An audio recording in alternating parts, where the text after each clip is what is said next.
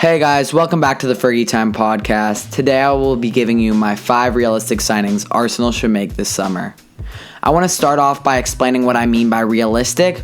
Obviously, Arsenal is a team known to spend because they are in the top 6, but not spend with the likes of City and United. So I want to make it very clear from the beginning that this is a budget that I feel like Arsenal would be comfortable with and one that they've used in previous summers. Also, if you enjoyed today's video, make sure to drop a like on it and hit the subscribe button for more soccer content.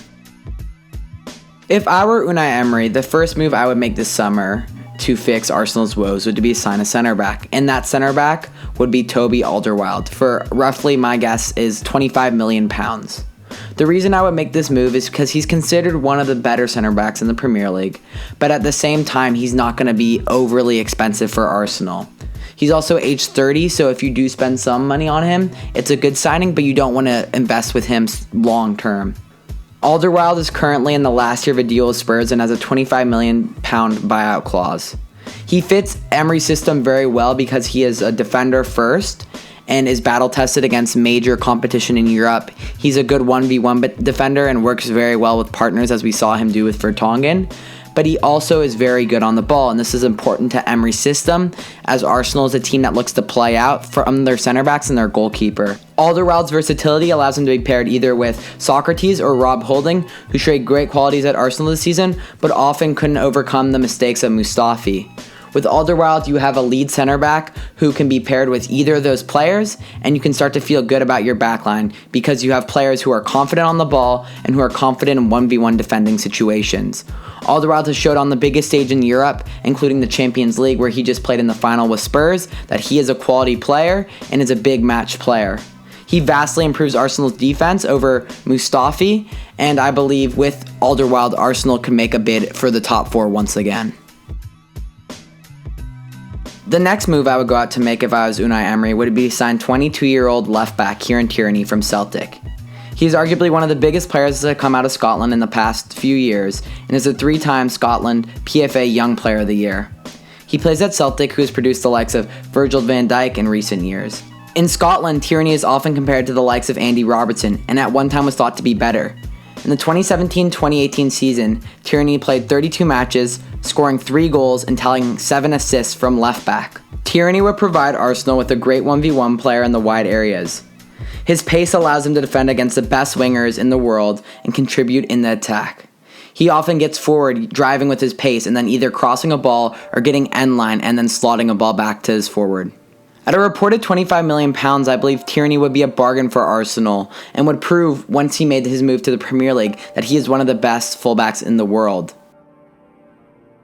The third signing I would go out to make if I was Unai Emery this season would be to sign 20-year-old England international Declan Rice. West Ham manager Manuel Pellegrini has made it clear that for the right price, Declan Rice will be on the market this summer. It is reported Declan Rice's market value is currently around £65 million, and you Arsenal fans may be saying, hey, that's overkill. I strongly disagree. Declan Rice is only 20 years old and last season played 34 matches in the Premier League. He was one of the brighter spots in West Ham and is a great player in terms of both on the ball and defensively as a center defensive mid.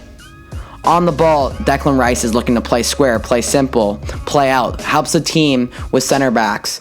He is always looking to find channels, move into them, get open, and then play a simple pass, getting the team out to the other side. He's great at switching the ball.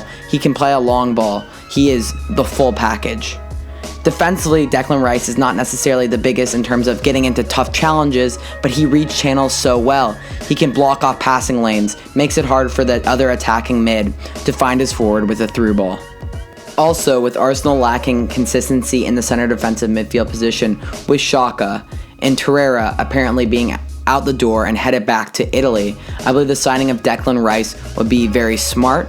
You would have Rice in the defensive midfield position, who would be the main distributor on Arsenal, who would switch the team, help them play out, and then you would pair him with a Granit Xhaka, a more physical player, a better defensive player, someone who can get stuck in. So as Xhaka is getting stuck in, Rice is looking to pick up the ball and help Arsenal then play out.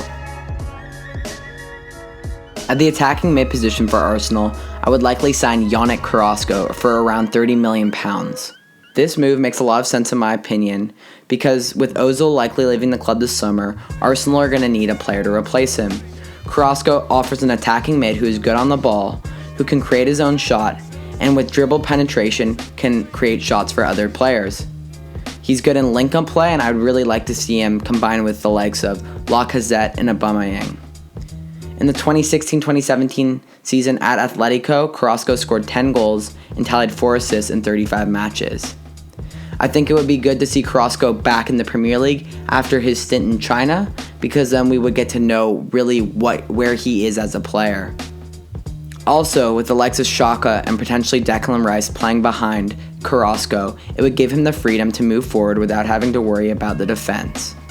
Also, at age 25, Carrasco is a player that Arsenal could be looking for not only in the next few years, but in the future, as his game hopes to expand in the Premier League. Finally, if I were Unai Emery, I would sign Bournemouth winger Ryan Fraser for around £30 million. Last season, Fraser totaled 7 goals and 14 assists in a breakout season for Bournemouth. With Ryan Fraser, Arsenal would add a player with mad pace, quick feet, and one who could play dangerous balls into the penalty area. Fraser has the ability to dribble past his opponents due to his quick feet and get end line.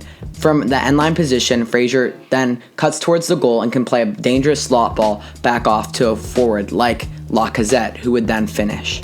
Pairing Fraser with Lacazette and Aubameyang would make Arsenal's front three one of the fastest in the league. Arsenal would not only have great build-up play, but also they would be deadly on the counter-attack. If Arsenal were also to add Tierney, as I suggested earlier, they would have great connections because both of the players are so switchable, and Tierney and Fraser have played together on the international level as well. These signings I suggested would cost Arsenal around £175 million. Now I know what you may be thinking, that sounds like an awful lot, especially for a club like Arsenal, who isn't known to go all in the summer transfer window. However, you could offset these fees. Torreira apparently wants out of the club and wants to go back to Italy. That would be £30 million down there, so you could get rid of that. Then you would have Ozil, who also has reportedly had fights with Emery in the club. That's another £35 million you could subtract. Finally, you have Mkhitaryan, someone who's come in and hasn't really provided much to the club, hasn't really gotten the backing of fans. That's another $30 million you could eliminate there. That would take your total net spending for this transfer window down to £80 million. Compare this to last summer when Arsenal spent $92 million in net spending. So, with my plan, you could spend less than last year if you want to, and still get a quality team that I believe can challenge for the top 4. The team I suggested would consist of Leno at goalkeeper, Bellerin at right back, a combination of Alderweireld and either Socrates or Holding at center back, either one which depending on which is playing better, Tierney at left back, Declan Rice at center defensive mid, Xhaka playing more as an 8. You have Carrasco playing as a 10, and then Ryan Fraser out in the left wing, Aubameyang on the right wing, and Lacazette up top. In terms of depth, you would have Guendouzi and Elneny to sub into the midfield, which I still feel is decent, especially as Guendouzi gets older and gets more experience in the Premier League. At the wide areas and wingers positions, you would have Iwobi and Maitland-Niles. And then at defensive subs, you would have Kolasinac, and then also Maitland-Niles could play defensive as well. So let me know what you guys think of this team, if you think this is a team that could challenge for the top 4 next season, and if you think these are good signings considering they are realistic. They're not something that Arsenal would not consider next season.